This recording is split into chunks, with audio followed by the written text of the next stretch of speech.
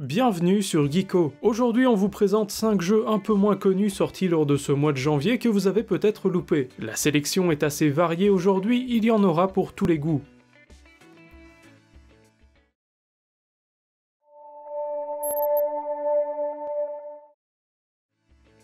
On débute cette liste avec Ender Lilies The Quietus of the Night, un action RPG en 2D édité par Binary Ace Interactive et développé en collaboration par Livewire et AdGlobe. Le titre est disponible sur PC en accès anticipé, mais il faudra attendre sa version finale pour le voir débarquer aussi sur console. Il est prévu sur PS4, PS5, Xbox One, Xbox Series et Nintendo Switch. Ender Lilies est un Metroidvania qui semble beaucoup s'inspirer de Hollow Knight. On y incarne la prêtresse Lily, seule survivante d'un royaume dont les habitants ont été transformés en zombies. Lily devra sauver son royaume grâce à l'aide de l'esprit d'un chevalier. Le gameplay est simple et évolue grâce aux esprits que l'on va recruter au fil du jeu. Les environnements sont vastes, il existe pour l'instant 3 régions à visiter, d'autres seront ajoutées avec le temps. Le jeu peut s'avérer difficile parfois, notamment à cause de ses checkpoints un peu trop rares, et le scénario se révèle plutôt confus. Ses graphismes ne sont pas non plus très impressionnants, mais sa direction artistique et son ambiance très marquée rattrapent le tout.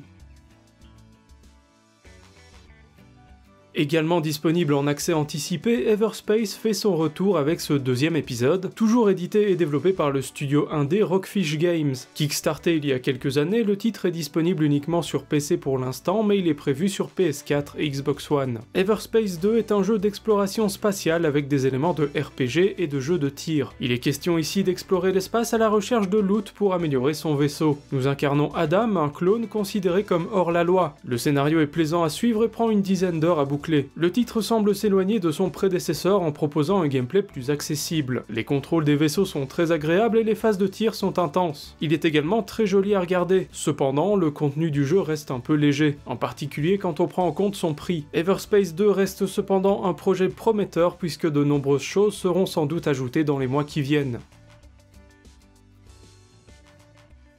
On continue avec Jet Cave Adventure, un jeu de plateforme en 2D édité et développé par le studio polonais Seven Levels. Le titre est disponible depuis 2019 sur Switch mais a débarqué en ce mois de janvier sur PC, Xbox One et Xbox Series. Entre préhistoire et science-fiction, Jet Cave Adventure nous donne la possibilité d'incarner Cave, un homme des cavernes dont l'île est envahie par des extraterrestres. Un scénario qui se révèle être juste un prétexte pour parcourir les niveaux. Le gameplay prend la forme d'un jeu de plateforme action en 2D où notre homme des cavernes peut sauter, escalader et se battre. Celui-ci a également droit à un jetpack qui ajoute de la verticalité et du dynamisme au gameplay. Le titre est malheureusement un peu trop facile et parfois même répétitif. Le jeu s'avère assez court également, il faut compter environ 7 heures pour terminer l'aventure et c'est à peu près tout ce qu'il propose. L'univers et les décors sont cependant très sympathiques et parfois originaux.